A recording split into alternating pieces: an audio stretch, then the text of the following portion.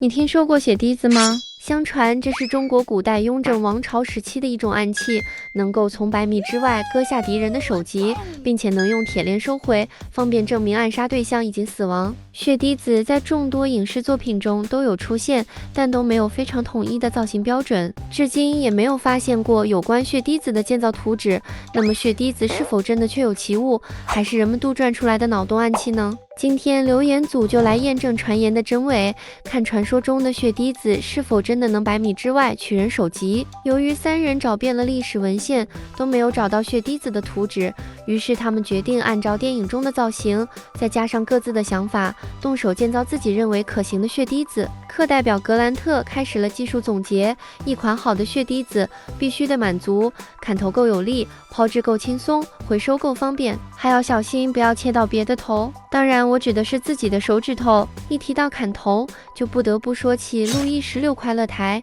那是一种利用重力让沉重的刀片砍下囚犯脑袋的刑具。所以血滴子要是想成功砍下敌人的脑袋，必须得要有足够强劲的力道。格兰特首先就想到了每个人家里都不一定有的捕兽夹，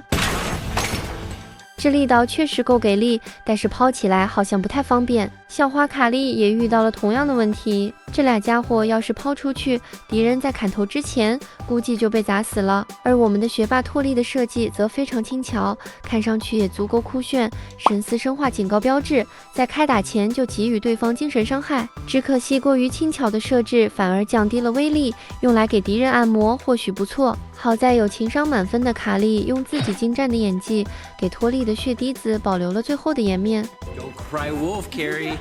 because then you're gonna get hurt and no one's gonna rush to help you.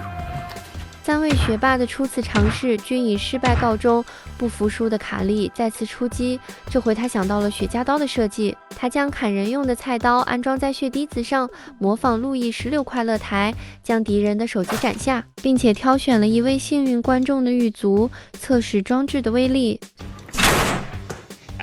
Looks like it works pretty good to me. 虽然成功砍断了粉丝的狱卒，但使用起来还是过于费力，一定是这只脚练过了气功，俗称脚气。而格兰特也继续在追求力量的方向上前进，他想到了利用速度来增加力量，他参考了弹簧刀的设计，让刀片的力量在瞬间释放，只是貌似对使用者的威胁也挺大。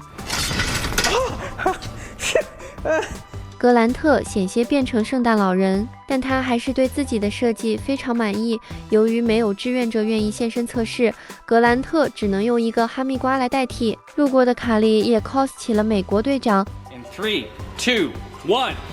实验非常成功，哈密瓜君走得很安详，一会的甜点有着落了。同一时间，托利这边还在改良他的轻扁圆环，不过他把砍头的方式从斩断改为了切割，他在圆环外加上了可供缠线的凹槽，使得他能利用铁线的拉力带动刀刃旋转，从而割下敌人的首级。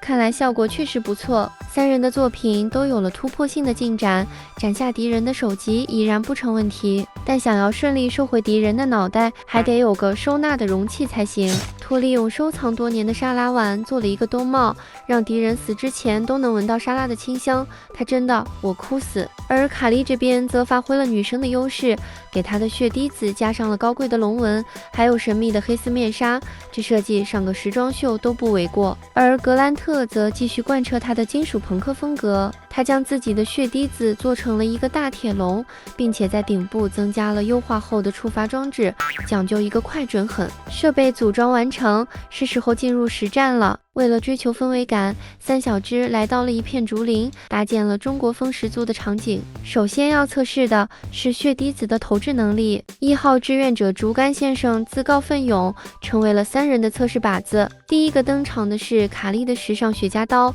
只见他将其双手抛出，在空中轻盈地飞行着，还来准头还有待提升。下一位是格兰特的大铁笼，它就和看上去的一样沉重，光是举着就有点费力。好在它还有一项隐藏功能，就是能把敌人打晕。接下来是托利的死亡沙拉碗，它看上去比前面2位更加轻盈，似乎更好操控。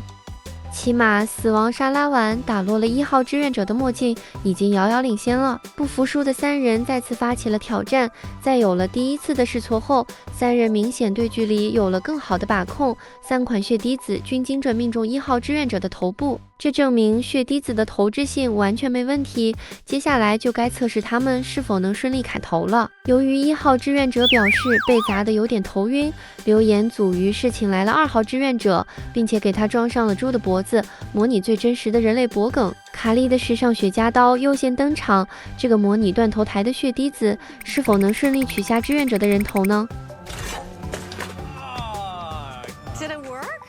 卡莉的血滴子似乎成功了，可当我们回放慢镜头时，可以发现志愿者的头与其说是被砍下来的，不如说是被卡莉硬生生扯下来的。格兰特微微一笑，开始组装起自己的大铁笼，可显然这款火力超猛的血滴子对使用者也有不小的威胁，连组装的时候都要万分小心，并且还有一个致命的缺点，就是必须得在敌人的正上方拉动机关。好在竹林里有一个野生的梯子，正好让格兰特触发机关。